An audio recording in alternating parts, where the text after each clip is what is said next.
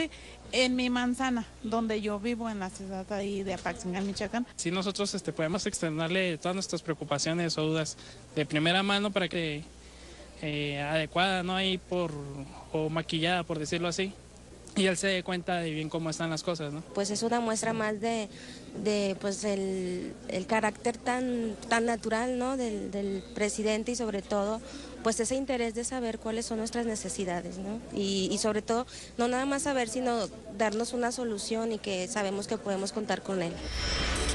Diálogo Ciudadano es un ejercicio democrático en el que el presidente de la República escucha y responde directamente a las inquietudes de ciudadanos de todas las regiones de México.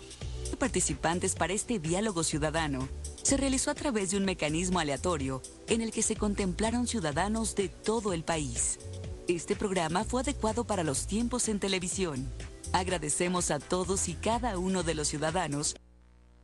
Existe en mi manzana, donde yo vivo, en la ciudad ahí de Apaxingán, Michoacán. Sí, nosotros podemos externarle todas nuestras preocupaciones o dudas de primera mano para que tenga una información que no esté adecuada, no hay o maquillada, por decirlo así, y él se dé cuenta de bien cómo están las cosas, ¿no? Pues es una muestra más de pues el carácter tan natural, ¿no? del presidente, y sobre todo pues ese interés de saber cuáles son nuestras necesidades, ¿no? Y sobre todo no nada más saber, sino darnos una solución, y que sabemos que podemos contar con él. Diálogo Ciudadano es un ejercicio democrático en el que el presidente de la República escucha y responde directamente a las inquietudes de ciudadanos de todas las regiones de México. La selección de participantes para este Diálogo Ciudadano se realizó a través de un mecanismo aleatorio en el que se contemplaron ciudadanos de todo el país. Este programa fue adecuado para los tiempos en televisión. Agradecemos a todos y cada uno de los ciudadanos que participaron en este intercambio de ideas con el presidente de la República. Pues muchas gracias por venir, por este esfuerzo. Y adelante, doctor. Gracias, señor presidente. Pues para mí es un privilegio por cuarta ocasión estar con usted aquí en este Diálogo Ciudadano. Como saben, la mecánica es sencilla. Hay 80 nombres en esta urna, los iré sacando y pidiendo que cada uno de los ciudadanos o ciudadanos seleccionados formulen de manera directa su pregunta al presidente de la República. Presidente, además de los 80 ciudadanos y ciudadanas, nos acompañan en el estudio el secretario de Salud, el secretario Chertorivsky, está también el secretario de Desarrollo, Alberto Félix. Secretario de Salud, ¿no? Está también la secretaria de Trabajo, está también la Procuradora Social de Atención a Víctimas del Delito. Bueno, pues si le parece, presidente, empezamos. Yo voy a seleccionar el nombre de alguna de las personas que están en esta urna y les voy a rogar que hagan su pregunta. Vamos a iniciar pidiéndole a Viviana Santana Velasco que se identifique. Me ayudan las compañeras con el micrófono. ¿Nos recuerda, Viviana, de dónde viene usted y le formula su pregunta al presidente? Hola, de Monterrey, Nuevo León. Y bueno, a mí me gustaría saber qué opina sobre la alza de los precios de la canasta básica, cuando el precio, más bien cuando el salario mínimo no está como que equilibrado con el aumento de los alimentos. ¿Cuál es su opinión al respecto y qué medidas tomaría para eso? Viviana, bueno, la verdad este es un tema bien importante. ¿Tú a qué te dedicas, Viviana? Soy abogada, licenciada en Derecho. Abogada. ¿Y litigas? Sí.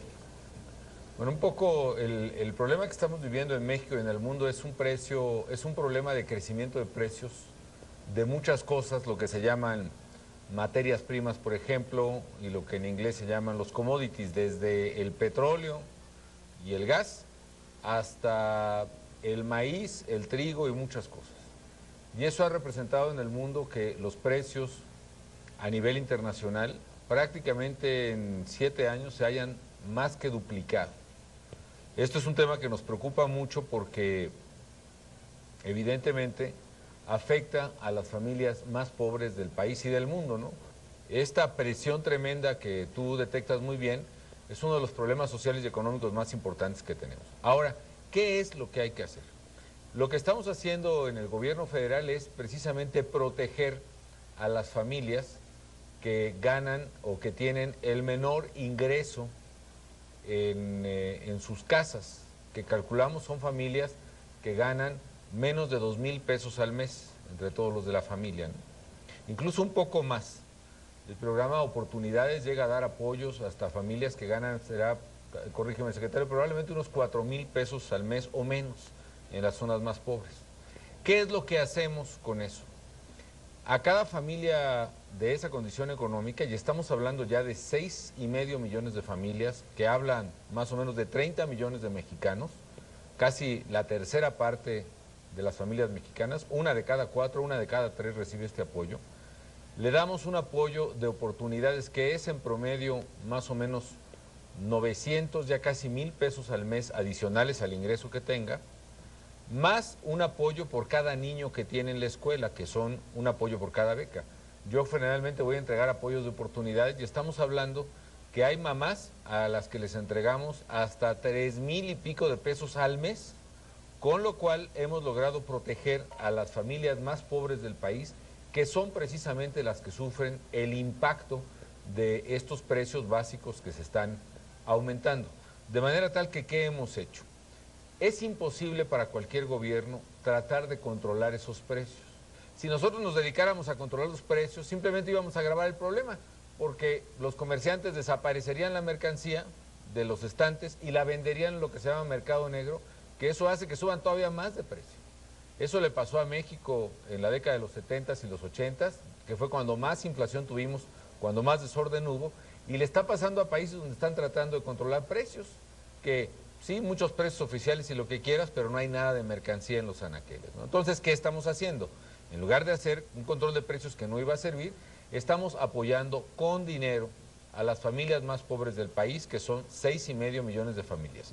Más, estamos metiéndole a los adultos mayores, por ejemplo, todas las personas arriba de 70 años en México, en el campo, o que iban en zonas de alta o muy alta marginación en las ciudades, van a recibir el apoyo de 70 y más. ¿Qué es esto? 1,000 pesos al bimestre a cada adulto mayor, a cada joven de 70 o más años, para que se ayude precisamente en el ingreso de la familia y compense en algo eso.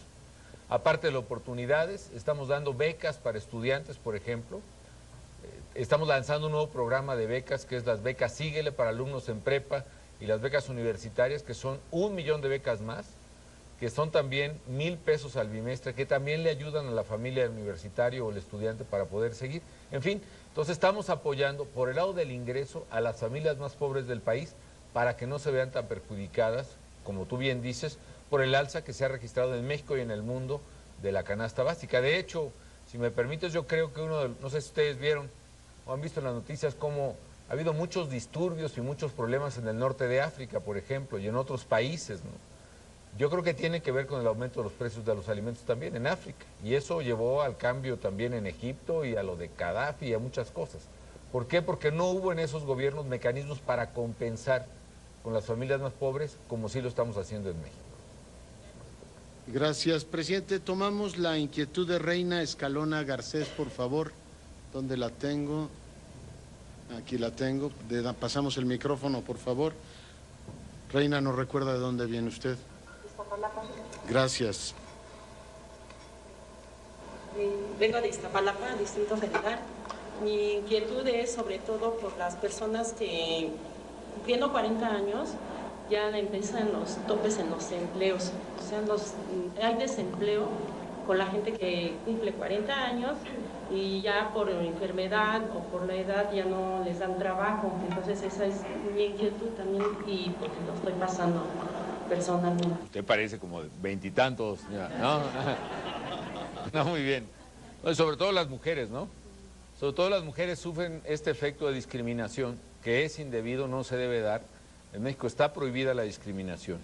Sin embargo, yo me parece entender que es un poco, Reina, lo que está pasando. Que muchas empresas, como tienen la idea de que tienen que jubilar a la gente cuando cumplen determinada edad, por ejemplo, 55 o 60 o 65 años. Y entonces dicen, no, pues si contrato a alguien grande, no va a pasar mucho tiempo y cuando ya esté, ya casi la voy a tener que jubilar. Ese es un razonamiento equivocado, pero está detrás de un problema que tenemos.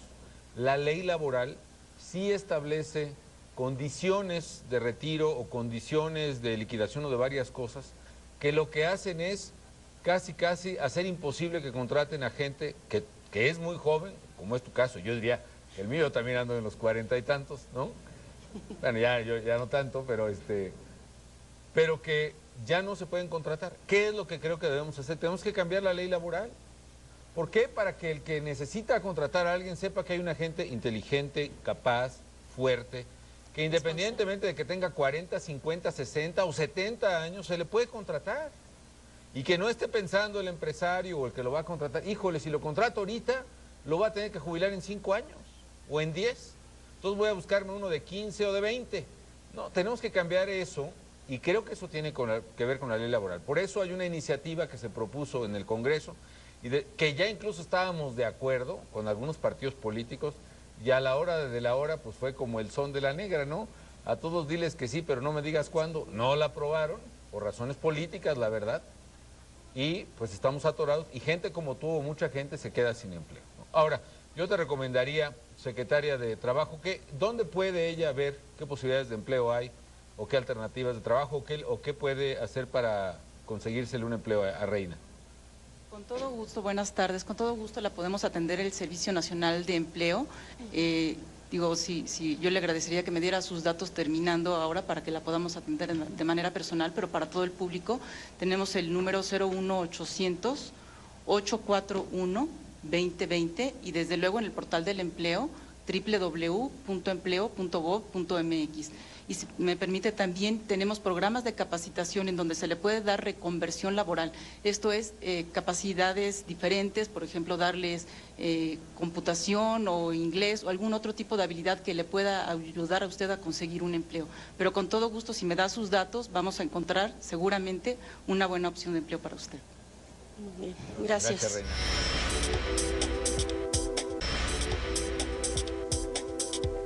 Vamos a pedirle ahora a Carla Alejandra Ferral Guerrero, formule su pregunta al jefe del Estado. La tenemos aquí, por favor. ¿Nos recuerdas, Carla, de dónde vienes? De Tampico, Tamaulipas. Mi pregunta para el señor presidente es, ¿qué es lo que está haciendo el gobierno actualmente para mejorar la salud mental de los mexicanos, ya que usted se ha interesado y se ha preocupado por la salud de los mexicanos implementando diferentes tipos de programas? Efectivamente, yo creo que siempre nos fijamos mucho en los gobiernos, en atender a la gente pues que tiene una diabetes o que se rompe un brazo, acá como el amigo, ¿no? Que se rompió jugando fútbol, ¿verdad? Me estaba diciendo. Pero nos preocupamos mucho la gente de un accidente, una enfermedad, un parto, pero yo creo que les damos poca ayuda psicológica, ¿no? Yo creo que siempre uno cuando está enfermo, pues está pasando por un momento muy duro. Hemos hecho algunos esfuerzos para traer gente, sobre todo gente que está haciendo servicio social, algunos profesionistas a servicio terapéutico psicológico. El punto, desgraciadamente, es que lo que hacemos en el gobierno federal es, nosotros le pagamos a cada gobierno, por ejemplo, el Seguro Popular, le damos 2,700 pesos por cada asegurado. O sea, una familia de 4 personas, 2 papás, 2 niños, le damos 11,000 pesos casi al gobierno local para que ellos contraten a los médicos, las enfermeras y las medicinas. Y aparte les ponemos el hospital muchas veces. Entonces depende mucho de las secretarías de salud estatales, si enfatizan más, por ejemplo, en médicos, traumatólogos, o en psiquiatras o en psicólogos, ¿no? Y lo segundo que estamos haciendo muy fuerte es también apoyando los centros Nueva Vida. En Tampico, en tú vives y en otras partes hay muchos problemas de adicciones. Entonces lo que estamos haciendo es crear los centros Nueva Vida, ya llevamos más de 300, donde ahí a través de psicólogos, psiquiatras, trabajadores sociales se ayuda a los jóvenes psicológicamente para evitar pues que caigan en las adicciones o se les remite a un centro donde puedan ser tratados, ¿no? Pero, secretario de Salud, no sé si tengas más información respecto de la salud mental que pregunta Carla, por favor. Sí, gracias, presidente, y es una gran pregunta porque efectivamente antes de la administración del presidente Calderón la salud mental había estado bastante olvidada y todavía tenemos rezagos importantes. En 2010, presidente, se incluyeron en los padecimientos que cubre el Seguro Popular, se incluyeron los padecimientos de salud mental. tenemos toda una red de hospitales psiquiátricos, tenemos los centros Nueva Vida para atender el tema adicciones, donde trabajan psiquiatras y psicólogos, son 334 centros Nueva Vida, que junto con los centros de integración juvenil es la red más grande de Latinoamérica para tratar el tema de adicciones, y tenemos temas muy puntuales en salud mental. Por ejemplo, en la administración del presidente Calderón se le ha dado un auge al Instituto de Geriatría, porque muchos de los problemas de salud mental, como usted sabe, vienen con la edad. Por ejemplo, hay más de 600,000 mexicanos que padecen hoy Alzheimer, y tenemos que estarnos preparando y tenemos que estarnos modernizando para esto. Entonces, estamos trabajando en muchos aspectos. Hay un rezago en el país en materia de salud mental, y en la administración del presidente Calderón se le han puesto muchos recursos para tratar de avanzar en este rezago. Presidente, tomamos la inquietud de Carlos Iván Reyes Moncada, donde aquí lo tenemos enfrente. Carlos, ¿nos recuerda dónde viene? De Chihuahua, Chihuahua. Formule su pregunta. Bueno, yo he visto que el gobierno apoya mucho lo que son programas educativos, apoyan lo que es para estudios de posgrado. Yo estoy estudiando posgrado y me he topado que no hay oferta laboral o están muy escasas, porque generalmente nos quedan dos sectores, que es el maquilador, ahí en mi entidad, y no nos quiere porque estamos sobrecalificados, y el de investigación, que está muy, muy limitado. ¿Tú qué estudiaste, Carlos, y qué estás estudiando ahora? Yo estudié Ingeniería en Materiales en el Tecnológico de Chihuahua, y estoy estudiando una maestría también en Sistemas de Manufactura. Entonces, mi pregunta es, ¿qué está haciendo el gobierno al respecto para que personas como yo, mis compañeros también, que estamos en posgrado, o incluso hay gente que tiene doctorado y pues no puede conseguir empleo? Bueno, primero te felicito por lo que has logrado. Yo creo que no hay muchos jóvenes pues tan destacados como tú, con carreras tan especializadas. Y lo segundo, lo que tratamos de hacer en el gobierno son dos cosas. Por una parte, seguir apoyando la educación de posgrado a través de becas que otorga el CONACYT, o a través de créditos que otorga el CONACYT. Por cierto, abrimos ahora un sistema de créditos también, créditos para estudiar en una universidad o el posgrado, y le damos hasta 250,000 pesos a cada estudiante de crédito, que nos lo pagará una vez que termine de estudiar, y hasta 15 años de plazo, a tasas de 10%, son tasas realmente bajas para que pueda financiar sus estudios. Entonces, por una parte, apoyar al estudiante, y por la otra, a través precisamente de la información de la Secretaría del Trabajo y de Secretaría de Economía, tratamos de vincular la industria con las capacidades de la gente, ¿no? Si quieres, con todo gusto vemos también a través de la Secretaría del Trabajo, pero que yo creo que la enorme calidad o calificación que tú tienes perfectamente encajaría en las empresas que se están estableciendo en México, que requieren personal muy capacitado. Te pongo un ejemplo. La Volkswagen, que va a abrir una nueva planta muy pronto de motores, o la Mazda, que se va a establecer pronto en Guanajuato, lo mismo que la Honda, la Nissan, o Nissan, como es el nombre de la empresa formalmente. Yo creo que son empresas que requieren personal muy calificado, como es tu caso. Así que si nos dejas tus datos, a ver si te podemos echar una mano para encontrar pues un buen trabajo. Seguimos, vamos a pedirle ahora a Mónica Mimiaga Hernández que haga uso de la palabra. ¿Dónde tengo a Mónica? Aquí la tiene usted detrás, presidente. Hola, soy de Monclova, Coahuila, tengo 18 años y pues mi pregunta es, ¿qué está haciendo el gobierno para generar nuevos empleos para los nuevas generaciones? Pues ya que cuando uno termina la universidad hay veces que se tiene que dedicar a otra cosa que no estudió, claro, para pues obtener un ingreso. ¿Tú qué estás estudiando, Mónica? Voy a estudiar maestra. Lo que estamos tratando de hacer en la educación, en las prepas y en las universidades, y también a través de la Secretaría del Trabajo y de Economía, es orientar un poco más los estudios. Por ejemplo, por tradición, mucha gente estudia, como lo que tú quieres estudiar, maestra, ¿no? Cuando México tenía familias con 8 o 9 hijos creciendo, había mucha demanda en educación primaria, había mucha demanda de maestros en educación primaria, ¿no? Pero ahora, y yo creo que eso está bien, se ha venido reduciendo el crecimiento demográfico, las familias tienen 2 o 3 hijos, y ya alcanzamos en mi gobierno algo muy importante. Ya prácticamente hoy, todo niño hasta los 12 años tiene un lugar en una educación primaria. O sea, hay escuela primaria para todos los mexicanos. Es decir, la necesidad de contratar más maestros es menor de lo que era antes. Es cierto, hay estados donde todavía al terminar una carrera o un estudios de maestro en una normal, por ejemplo, el gobierno dice que tiene la obligación de conseguirle una plaza al maestro. Y por eso mucha gente sigue yendo a los normales. Pero ¿qué pasa? Pues esas plazas le cuestan muchísimo a ese gobierno para maestros que ya no van a tener ni salón de clase. En mi gobierno estamos haciendo otra cosa muy importante. Antes, la plaza de maestro o de maestra se decidía por dedazo, del gobernador o del sindicato, de la líder de la sección, y dame un favor acá, un favor allá, etcétera, ¿no? O te la vendo. Te la vendo. Y yo, cuando hicimos una reforma muy importante, el concurso de plazas de maestro, había secciones sindicales que realmente hasta paro hicieron porque se oponían, porque decían, oiga, no, son mis plazas, yo mi plaza o se la paso a mi hija o la vendo a 250,000 pesos.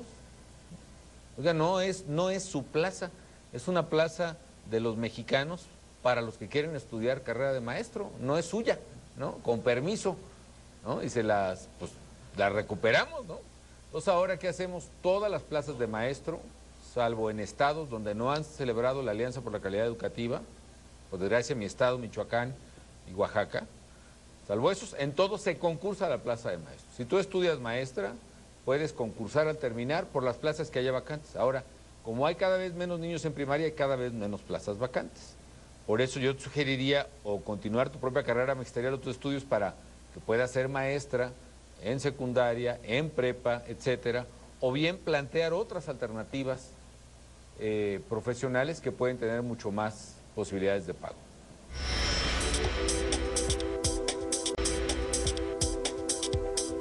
Muy bien, bueno, pues seguimos, presidente. Rosalba Reyes Silva, ¿dónde la tenemos? La tenemos ahí al fondo. ¿De dónde viene usted, Rosalba? De Toluca. Bueno, mi pregunta quedó contestada con lo de la señora, que era de 40 años, ¿sí? Solamente para felicitarlo, que ha combatido muchísimo al narcotráfico. De verdad, pues mis felicitaciones. Gracias, Rosalba. Bueno, te agradezco mucho el comentario. Déjame decirte una cosa a ti y a todo el auditorio, que primero hacemos esto porque yo considero que es el deber de un presidente, y no solo del presidente, sino también del gobernador y también del alcalde, ¿no? Todos estamos obligados a combatir a los criminales. Y segundo, no necesariamente nosotros nos limitamos ni única ni principalmente al narcotráfico. ¿Qué es lo que más me duele a mí? Lo que más me duele es cuando se meten con la gente, ¿no? Cuando empiezan a secuestrar, por ejemplo, cuando empiezan a extorsionar de que me pagas tanta lana y si no, no te dejo correr tu negocio, cuando cobran derecho de piso, ¿no?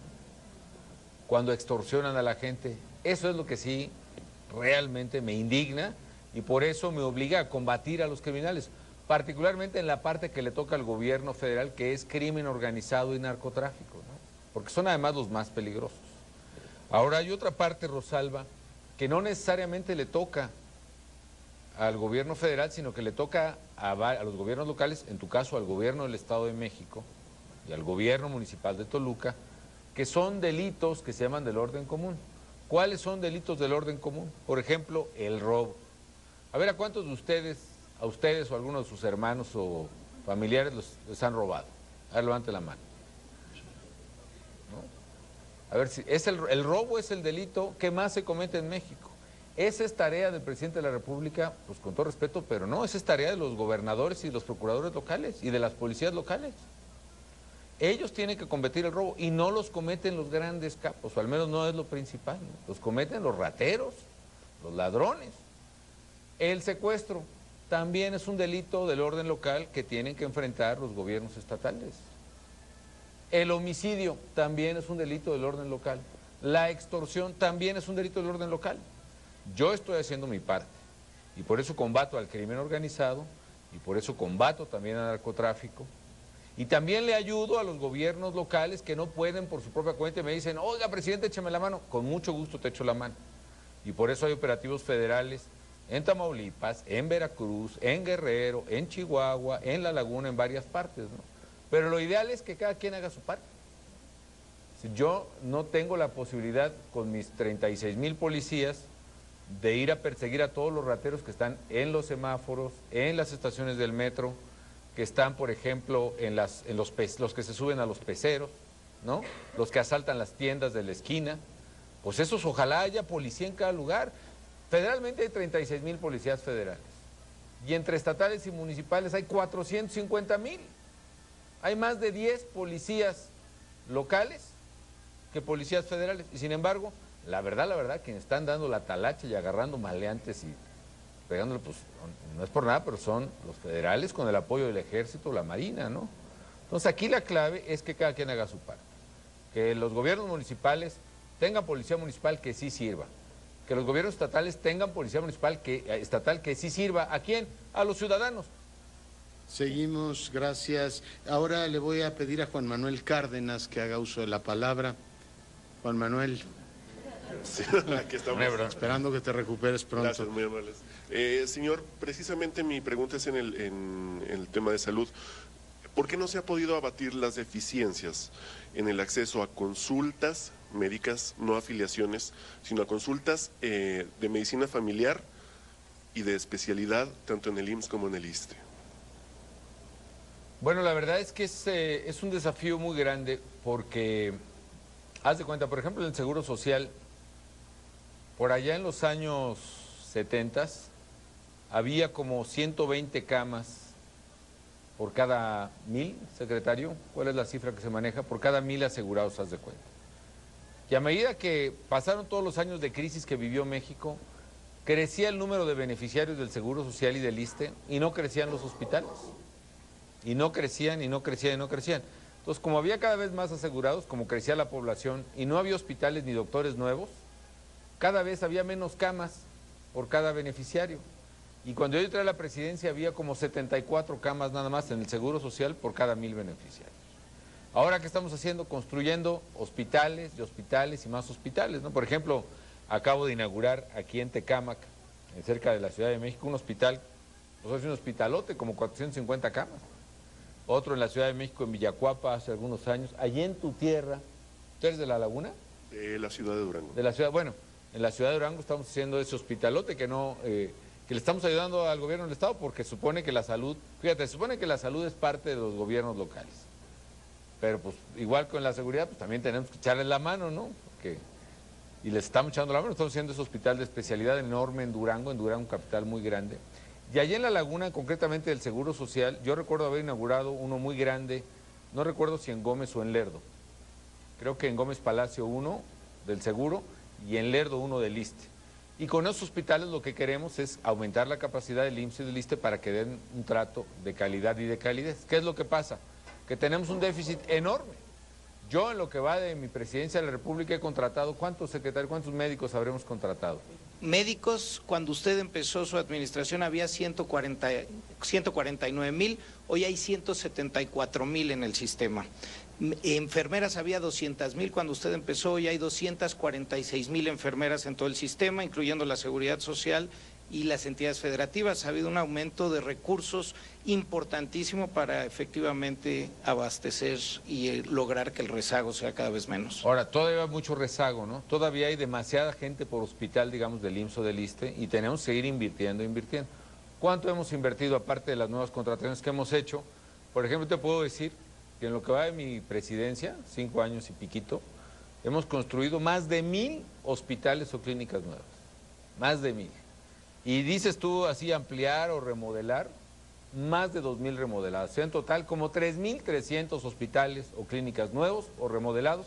¿Para qué? Para que se pueda brindar pues una atención de calidad. ¿Hace falta? Bueno, hace falta muchísimo. Pero pues ese es el camino, no veo otro. Y la otra es la parte del seguro popular, ¿no? En el año 1998 se descentralizó la salud. ¿Qué quiere decir? Que pasó totalmente a los gobiernos de los estados. Yo creo que también hay que exigir mucho a las autoridades encargadas de salud en cada estado a que cumplan con su deber. Lo mismo cuando no hay medicinas. Si tienen el dinero para comprar medicinas, tienen que tener las medicinas en los hospitales. Pues, presidente, tomamos la última pregunta antes de ir a la pausa. Roberto Ríos Mayans, ¿dónde lo tengo? Por favor, le acercamos el micrófono y nos recuerda de dónde viene. De Tampico. Pues es felicitarlo a usted por ser un presidente valiente, estar combatiendo todo este problema que tenemos en la República. Y mi pregunta es, ¿qué va a pasar ahora que usted vaya? ¿Dónde vamos a quedar todos los que creemos en usted y nos sentimos seguros? Bueno, muchas gracias. ¿A dónde vamos a parar? Como dice el Buki, ¿no? Bueno, pues le agradezco mucho, Roberto. La verdad es que ahí en Tampico, por cierto, híjole, ahí sí hay una madriguera de criminales muy fuerte, ¿no? Ya con la Policía Federal, con la Marina sobre todo, y el Ejército hemos entrado y hemos capturado a varias bandas de secuestradores ahí en Tampico y pues vamos a seguirle hasta limpiar. Por el compromiso con los gobernadores, tanto de Tamaulipas como de Nuevo León, como de Veracruz y otros, pues es que empiecen a reclutar nueva policía y a la policía que tengan que la revisen. Yo creo que hay una mayoría de policías honestos, pero si hay alguien metido ahí dentro de la corporación y además este es un comandante, pues el policía está cruzado de brazos, ¿no? Entonces hay que revisarlos a todos y los que sean confiables que se queden y los que no, pues que se vayan. Esa es la clave, ¿no? Ahora, ¿qué va a pasar? Pues yo espero que quien venga después de mí sea la nueva presidenta o el nuevo presidente de México, pueda verdaderamente y quiera y deba seguir con un compromiso elemental de seguridad. Creo que aquí la prioridad es la seguridad. Que probablemente ha habido errores del gobierno federal, por supuesto que sí, excesos, desde luego que ha habido y hay que castigarlos y investigarlos, pero te puedo asegurar que son excepcionales. Y en cualquier caso, tiene que seguirse esta tarea de limpiar los cuerpos policíacos, de combatir a los criminales y sobre todo de reconstruir tejido social.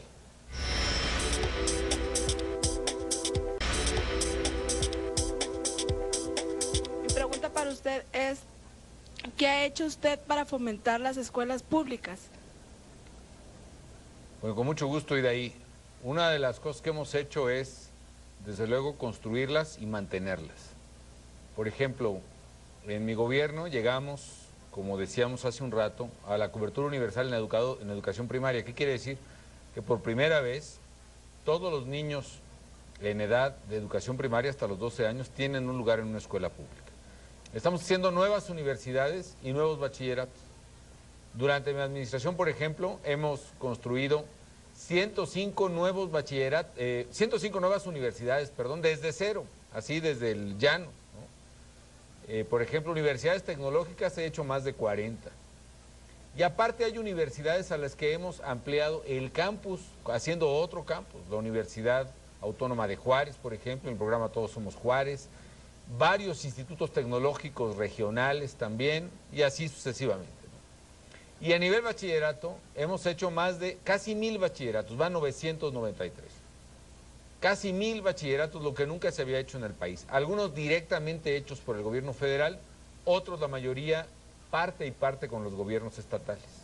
A nivel bachillerato lo hemos pasado de más o menos la mitad, un poco más de la mitad, a las 2/3 partes. 68% de los jóvenes en edad de bachillerato tienen lugar en bachillerato. Y a nivel universitario, cuando yo entré, hice el compromiso de pasar de 24% de cobertura al 30% para el 2012. La meta la logramos antes, en el 2010, ahorita ya vamos casi en el 32% y espero acabar más o menos en el 33 o 34%. Alejandra Esperanza Puentes Reyes, la tenemos aquí. Formula su pregunta al presidente, por favor. Hola, yo vengo a Torreón, Coahuila, y mi pregunta es referente a si existe algún tipo de mecanismo o alguna página informativa donde los trabajadores de la educación podamos ver qué impuestos se nos deben realmente descontar y los montos, porque varían mucho en nuestros talones de cheque. Bueno, es buena pregunta. Me imagino que tú eres maestra, Alejandra. Bueno, efectivamente, en la SEP, déjame checar bien el dato, pero en la SEP, por ejemplo, desde hace un año o dos, ya hay en la página de la SEP la posibilidad de consultar los sueldos de todos los trabajadores de la educación, para que no solo los maestros, sino que cada ciudadano pueda saber cuánto gana el maestro o la maestra que está con sus hijos. Y de esos sueldos se puede transparentar también cuánto se le descuenta de impuestos, pero se puede consultar también con el SAT. En la página del SAT hay un módulo de consulta que permite no solo a los maestros, sino a cualquier contribuyente saber cuánto se les descuenta. Hay que decir una cosa, a los maestros también se les descuenta una cuota sindical, ¿no? Que la verdad, pues ahí eso depende pues del sindicato, no depende de nosotros, sino es una obligación que tiene el gobierno de lo que el sindicato o los maestros en su sindicato deciden, se les descuenta. Pero desgraciadamente, bueno, lo digo con toda claridad, desgraciadamente el gobierno está impedido por ley intervenir en las cuentas de los sindicatos, porque eso se ha considerado siempre como que fuera una violación a la autonomía sindical. Yo no estoy de acuerdo con eso, pero así está la ley y yo estoy obligado a cumplirla. Seguimos, presidente. Fermín Miramontes, por favor, aquí lo tenemos detrás de usted. Fermín, ¿nos recuerda dónde viene? Chihuahua. Me gustaría que nos compartiera qué es lo que se está haciendo para combatir la imagen tan negativa que tenemos en el extranjero por la inseguridad y de qué manera se fomenta el turismo internacional. Esto es bien importante, Fermín, y qué bueno que lo preguntas. Bueno, sí tenemos un problema de percepción de México en el extranjero. Yo no digo que no tengamos problemas reales, y tú como buen chihuahuense sabes, ahí en tu estado, por ejemplo, ha habido un problema muy fuerte de inseguridades, donde la entidad donde más homicidios se han registrado en los últimos años. Pero también es cierto que la imagen de México se distorsiona totalmente. Te voy a decir, por ejemplo, algunas cifras. Con todo el problema que tenemos en términos de homicidios violentos, que por cierto se han venido finalmente estabilizando, incluso reduciendo poco a poco. Ahí en Ciudad Juárez, por ejemplo, los homicidios del 2011 ya fueron casi la mitad de los que hubo en el 2010, o sea, se redujo significativamente. Aún con todo el problema que tenemos, la tasa de homicidios en México es de 18 por cada 100,000 habitantes. Es alta, sí, pero ¿comparada con quién? Por ejemplo, en Guatemala los homicidios son como 50 por cada 100,000. Honduras y El Salvador andan como 70. Puerto Rico, que es un estado de la Unión Americana, 51. La ciudad de Washington, la capital de Estados Unidos, tiene casi 40 homicidios por cada 100,000, es decir, más del doble que los de México. Y la verdad eso representa, sin embargo la percepción es que México es un estado muy peligroso, donde no se puede visitar, etcétera. Hay países, por ejemplo, como Colombia, que han hecho un gran trabajo y hay la imagen de que van avanzando en materia de seguridad muy bien, y es cierto, pero también es cierto que en Colombia siguen teniendo 36 homicidios por cada 100,000, el doble que en México. Y en Brasil, donde pareciera que no pasa nada, y donde todo es samba y fiesta, pues incluso hay 23 homicidios por cada 100,000 más que en México. Es un asunto también de percepción, ¿no? Yo creo que ahorita, como vamos en Ciudad Juárez, ya Ciudad Juárez anda emparejándose poco a poco con Río de Janeiro, en número de homicidios por cada 100,000 habitantes, porque ya vamos mejorando, todavía falta, ponle, pero ahí van, ahí se van dando. Sin embargo, Ciudad Juárez en la percepción mundial es la peor ciudad del mundo, y Río de Janeiro va a organizar los Juegos Olímpicos y la Copa del Mundo. ¿Cómo es eso? Si se analizara fríamente estaríamos más o menos al parejo.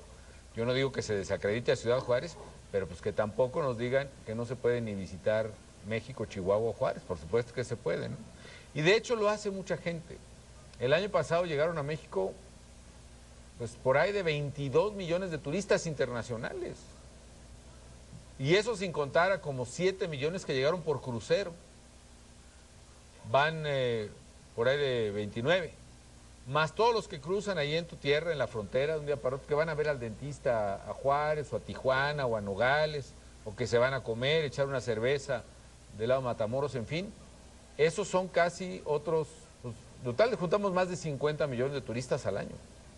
Entonces, esos turistas desmienten el hecho de la percepción de México, porque el 95% de ellos siempre recomienda regresar y de hecho casi siempre regresan. ¿Qué estamos haciendo? Estamos haciendo una campaña muy fuerte en la Secretaría de Turismo y en la Secretaría de Relaciones Exteriores y Economía para cambiar esa imagen de México. No negar nuestros problemas, que sí los tenemos como muchos países, pero que los estamos enfrentando, los estamos solucionando. Y además, México es un lugar verdaderamente amable, visitable y de los más bellos del mundo. Entonces, estamos haciendo una campaña de información primero. Segundo, estamos invirtiendo muy fuerte en Internet para que la gente pueda informarse mejor de México, porque antes invertía México mucho en periódicos, desplegados, revistas, cuando en realidad ahora la información se está dando por Internet. Y en fin, estamos haciendo una labor de relaciones públicas que va a tomar su tiempo, pero ahí va. La verdad es que la información más mala, independientemente pues de que sea cierta o exagerada o no, pero sale aquí mismo de México, ¿no? Nosotros mismos y muchas veces aquí la información nos van generando pues, de aquí sale esta idea, ¿no? Que a veces pues quizá no pondera en su exacta dimensión lo que tenemos los mexicanos y nos hace daño a todos. Gracias, presidente. Vamos a pedirle ahora a Aura Concepción Carrillo Holguín, ¿dónde la tengo?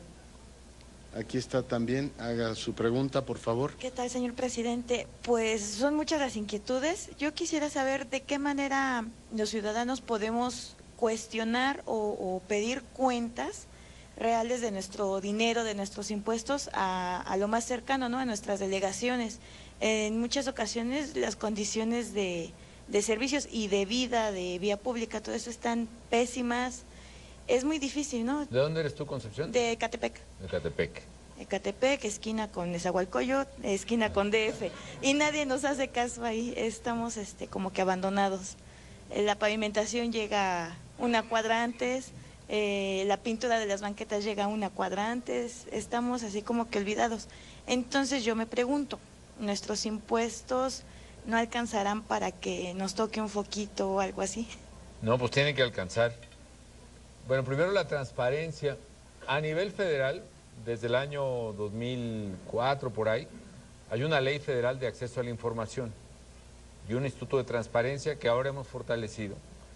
Y ahí, por ejemplo, todo el dinero que recibe el gobierno federal, hasta el último centavo, tú tienes derecho a preguntar y yo tengo el deber de contestarte en qué se gastó. Por ejemplo, si tú me preguntas cuánto dinero le da el gobierno federal al Estado de México para infraestructura urbana, hay un fondo que se llama Fondo de Infraestructura Social Municipal, por ejemplo. ¿Y cuánto se le da a Ecatepec en fondos municipales? Por ejemplo, el Fortamun, el Fondo de Fortalecimiento Municipal, o el Subsemun, el subsidio de seguridad municipal también. Te lo puedo dar y garantizar, mira, esto es lo que le damos a Ecatepec, esto es lo que recibe el gobierno del Estado de México, esto es lo que recibe Ecatepec. ¿En qué se gasta ese dinero? Eso ni yo lo sé, francamente, ¿no? Yo espero pues que se gaste pues en las calles, en las lámparas y en las banquetas, pero esa información la tiene la que es estatal el gobierno del Estado y la que es municipal el municipio. Si los estados tienen un sistema de transparencia igual al federal, tú debieras poder consultar en el Instituto de Transparencia Local en qué se gastó ese dinero, lo mismo en el municipio. Y bueno, pues espero que así ocurra, ¿no? No siempre ocurre, desgraciadamente. Creo que hay que empujar muy fuerte este tema de transparencia. Ahora, de todos modos, déjame tus datos ahí. Sí, conozco bien ese rincón, es donde siempre se desborda pues el canal. Exactamente, ¿cómo se llama? el Río de los Remedios. El Río de los Remedios, ahí ¿no? es. Ahí pasó una cosa dramática, ¿no? Fíjense ustedes, la Ciudad de México antes era una laguna, como todos sabemos, en tiempos de los aztecas. Y luego la secamos a lo largo de los siglos. Y luego, como le hemos sacado tanta agua del subsuelo, nos estamos acabando el acuífero y la Ciudad de México se ha ido hundiendo. Entonces el Río de los Remedios antes era un río que salía de esta laguna hacia afuera del Valle de México, ¿no? Pero a medida que se va hundiendo la ciudad, resulta que el río cambió de pendiente. Entonces el agua, en lugar de salir, se encharca ahí exactamente donde ustedes viven y eso es lo que provoca grandes inundaciones. Ahora, ¿qué hay que hacer para que eso no ocurra? Lo que estamos haciendo el gobierno federal es un túnel enorme, ¿no?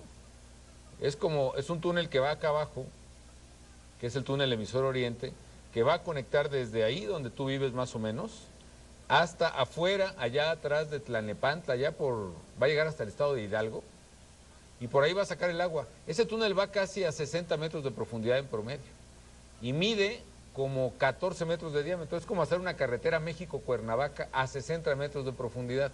Pero déjame tus datos y a ver qué podemos hacer. Yo le hablo al gobernador Erubiel, que además conoce bien Ecatepec, él fue alcalde de ahí, y yo estoy seguro que entre los dos o los tres con el alcalde actual le vamos a echar muchas ganas para ver qué podemos hacer por tu comunidad. Muchas gracias.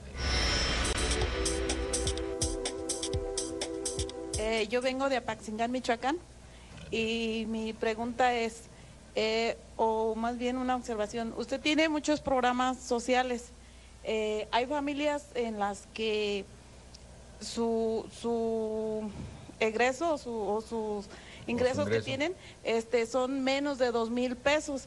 ¿Qué deben de carecer esas familias para obtener un programa de oportunidades? Pues pasan los promotores, les hacen el estudio socioeconómico y no lo pasan. ¿Qué pasa ahí? Pues déjeme revisar con mucho gusto. Efectivamente, el promotor de oportunidades revisa y ve una serie de condiciones. Igual me puede ayudar aquí el secretario de Desarrollo Social. Y, por ejemplo, depende de que si la casa tiene piso, de que si tiene baño, de varias cosas. Y eso determina si una persona necesita el programa o no, porque ojalá pudiéramos dar el programa a toda la gente, pero tratamos de que sea la gente más necesitada. Entonces, yo no sé, secretario Heriberto Félix, si tú me puedes ayudar aquí a platicarle a mi paisana cómo se determina lo del apoyo de oportunidades, por ejemplo, y otros, y qué puede hacer ella, si es su caso o el de alguna vecina, que debieran estar incluidos en el programa y no están, ¿no? Con mucho gusto, presidente. El programa tiene un cuestionario único, socioeconómico. Es un censo que se hace casa por casa. Son alrededor de 170 preguntas. Se cruzan las preguntas. Tiene que ver el ingreso familiar, pero también tiene que ver la condición de la familia, el número de miembros de familia. Más o menos se considera en la zona rural un ingreso promedio de 750 pesos por miembro de la familia. Si una familia tuviera 6 miembros, 4.500 pesos o menos. Y en la zona rural, la zona urbana, 1.100 pesos en promedio. Es muy transparente el esquema. Se hace con unos dispositivos móviles, con un celular. Se manda a una máquina que selecciona precisamente de manera transparente. No es el promotor el que selecciona, sino es una máquina que está en oficinas centrales, la que dice si entra o no la persona. El programa, cuando alguien se da de alta, dura por 5 años. Puede estar sus vecinos en este caso y con mucho gusto lo vemos, presidente. Hay ocasiones en que el Comité de Oportunidades se integra con la intervención de ciertas autoridades municipales también, ¿no? Así es. ¿El secretario cómo es? Oportunidades tiene 3 componentes, el de nutrición, el de educación y el de salud. Es muy importante que la corresponsabilidad se da, el apoyo, también con la corresponsabilidad familiar de que los niños vayan a la escuela, en el caso de becas de educación, pero también que vayan a la clínica de salud. En este caso interviene el Estado y el municipio en el aspecto de educación y de salud.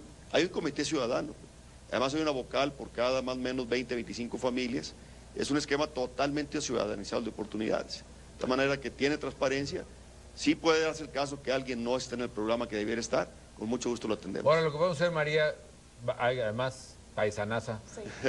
Yo creo que sí hay que recensar esa zona, porque también honestamente puede haber pues algún comité que no esté funcionando bien, o que alguna autoridad intervinió y puso al vocal de esa sección o de ese comité, y la vocal de ahí está peleada con el otro, o que es de aquel partido, y quién sabe cuánto, y de ahí como que se enredó la cosa, ¿no? Eso pasa. Entonces, la verdad, ahí le entramos con mucho gusto y reseccionamos para que no haya ninguna institución por razones ni políticas, ni de rivalidad, ni de problemas ahí comunitarios. Vamos a pedirle ahora a Manuel de Jesús Ruiz Pérez que formule su pregunta. ¿Dónde lo tenemos? Lo que quiero decir, en Chiapas principalmente, es que he visto como clínicas o hospitales que se han hecho, lo cual se da los informes que se están construyendo, ¿no? Pero hasta un cierto punto, lo cual hasta el momento muchos de ellos no están funcionando. Y por lo otro sería que nuestra multiculturalidad de México, que se levante y que también se le dé una importancia y que resalte lo nuestro, ¿no? Muchísimas gracias, Manuel. Oye, pues muy importante, aquí está el secretario. Te voy a encargar, secretario, que me digas qué pasa con esos hospitales. Un poco, Manuel, lo que pasa es esta problemática que yo platicaba. Como la salud depende del gobierno del Estado, es su competencia. Nosotros, ¿qué podemos hacer? le ayudamos a hacer los hospitales. Concretamente sí hemos construido muchos hospitales ahí en Chenaló, en los Altos de Chiapas, básicamente, en prácticamente todo Chiapas hemos construido ya, pues eran como 200 entre hospitales y clínicas chiquitas, grandes, en fin. Y le toca al gobierno del estado poner los doctores, las medicinas y las enfermeras. Y como no tiene dinero el gobierno del estado, nosotros le pagamos, insisto, 2,700 pesos por cada asegurado. Ahora, ese dinero lo tiene que emplear para poner los médicos y las enfermeras y los hospitales, pero yo hablaré con el gobernador y también te encargo, secretario. Sí, claro. Por supuesto, en el caso de Chiapas están recibiendo por nada más concepto de seguro popular, entre lo que pone la Federación y el Estado, más de 8,000 millones de pesos al año para la atención médica. Y hay que saber exactamente cuál es esta. ¿A quién nos dio los nombres, no? Gibeló, Mahomud. Gibeljo. Es Gibeljo, Mahomud, y hubo un caso cuando fuimos en comunidades, hay una comunidad que se llama Pechultón, municipio de Santiago del Pinar, y hay un edificio que se llama Super Chiapas, y lo cual está totalmente abandonado, está ahí nomás puesto. Está bueno que se haga todos los edificios, ¿no? Pero que también funcione. E incluso ese de Santiago del Pinar me suena porque salió este día o ayer en un diario, en un reportaje en un periódico. Así es, está ahí en las ciudades rurales sustentables y si no mal no recuerdo era una unidad de 12 camas, por lo menos la de Santiago del Pinar, y hasta donde a mí me reportó el secretario de Salud de esa entidad, hace 20 días lo visitó y estaba funcionando, pero averiguaremos cada uno de estos con precisión. Y en cuanto a la multiculturalidad, Manuel, tienes toda la razón, México es multicultural, tenemos una enorme riqueza en diversidad de lenguas, en diversidad de etnias, en diversidad de regiones, de gustos, de religiones, y yo creo que es una gran fortaleza que tenemos que empujar. Cualquier sugerencia ahí, aparte de pues respetar lo que dice la Constitución respecto de los derechos de los pueblos indígenas, sociales, políticos, creo que hay que hacerlo. Gracias. Y saludos a todo Chiapas por allá, compañeros. Tomamos ahora la pregunta de María de Jesús Ruiz López. La tenemos aquí, por favor, acercamos el micrófono. ¿Nos recuerda de dónde viene? De Nuevo León. Mi pregunta es, ¿ha estado usted haciendo mucha capacitación en cuanto a los maestros, ¿sí? A nivel educación primaria? Pero, ¿de qué manera el gobierno está sabiendo que ellos realmente están ya al 100% capacitados, o si les falta más? Porque nuestros hijos, uno como padre sí se da cuenta, sí, que ellos están creciendo y están teniendo pues buenas calificaciones, pero la verdad, o sea, a veces las escuelas están en unas condiciones pésimas, los baños nos piden lo que viene siendo que las cuotas, realmente para uno que es madre soltera es muy difícil cuando no cuentas con el apoyo de la persona, ¿sí? ¿Para qué? Para que estés dándole una mejor educación a tu hijo. Nosotras como madres solteras, ¿qué oportunidades tenemos? Muy bien, pues es una interesante pregunta, María de Jesús. Bueno, una es, a mí en lo personal, me parece que el esfuerzo que debe darse por rehabilitar las escuelas tiene que ser parejo, ¿no? Insisto, las escuelas corresponde su mantenimiento a los gobiernos estatales y a pesar de ello, nosotros lo estamos ayudando. Llevamos más de 40,000 remozadas, como tú dices, los baños, los techos, los pisos, las bardas perimetrales, las canchas. Entonces es una manera de hacerlo que debe llevar a que no se les cobre cuota a los papás para eso, porque precisamente estamos dando un apoyo nosotros para ello. Segundo, ¿cómo saber si los maestros o los alumnos están enseñando bien y aprendiendo bien? A partir de 2006 se hizo la primera prueba enlace, que es la prueba que hacemos a millones y millones de muchachos, hasta prepa ya la estamos haciendo, para ver cómo van. De eso no va a depender su calificación, que no se preocupen los niños, pero de eso sí va a depender nosotros, que sepamos cómo van las escuelas de México, qué tanto estamos enseñando bien, qué estamos enseñando mal. A los maestros, por ejemplo, en mi gobierno empezamos a introducir un tema de pagarles, no tanto por cuántos cursos hacen, sino por cuánto enseñan o cuánto avanzan sus alumnos en el salón. O sea, el rendimiento escolar de tu alumno está empezando a ser un componente del salario del maestro. ¿Para qué? Para que si es un buen maestro y su salón avanza más, se le pague más a ese maestro. Algo que nos costó muy difícil porque hay maestros que no quieren que haya esta diferencia, quieren que se le pague igual al que da buena clase que al que no va a clase. Pues no puede ser eso, ¿no? Y tercero, estamos haciendo, por primera vez llegamos a un acuerdo con el sindicato para poder hacer la evaluación de los maestros. Entonces, por primera vez, los maestros van a ir también a evaluarse, siquiera para saber cómo están. Y de ese resultado, el maestro que esté mejor preparado, el que no, que pueda tomar un curso para prepararse mejor y eso que le permita avanzar hasta en su salario, en lo que se llama carrera magisterial.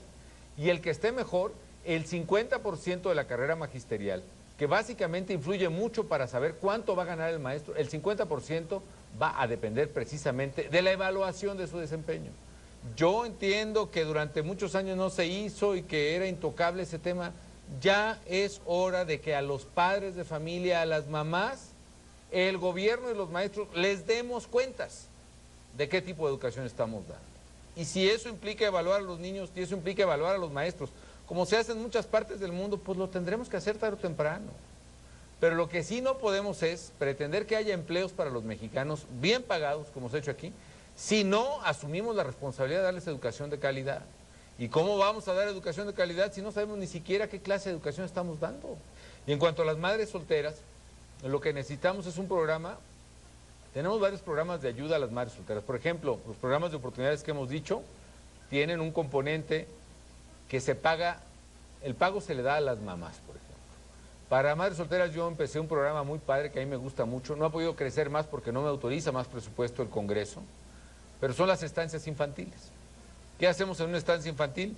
Le decimos a una mamá del barrio que, como decía Reina acá de Iztapalapa hace rato, a sus 40 años, 50, 55, ya nadie le quiere dar trabajo, lo cual es injusto, pero le decimos, oiga, usted ya que fue mamá, ya tiene la mayor experiencia que cualquier profesión en la vida que es ser mamá, o incluso que es hasta pedagoga, maestra, psicóloga, ayúdenos a hacer una estancia. Y eso nos ha permitido ayudar, como ahorita hay como 250,000 niños, por ejemplo, en las estancias, y es un programa para madres solteras. Para mí ha sido muy útil, muy provechoso escuchar sus puntos de vista y pues decirles que vamos a seguir trabajando de todos estos temas, ¿no? En seguridad, en educación, en trabajo, en servicio social, en salud, en todo eso, para poder pues cerrar muy fuerte esta administración. Yo termino el 30 de noviembre, pero hasta el último día, hasta la última hora voy a estar echándole todos los kilos para servir a los mexicanos. Y lo que ustedes me han comentado hoy ha sido de mucha ayuda, así que muchísimas gracias. Feliz regreso. Gracias, Leonardo.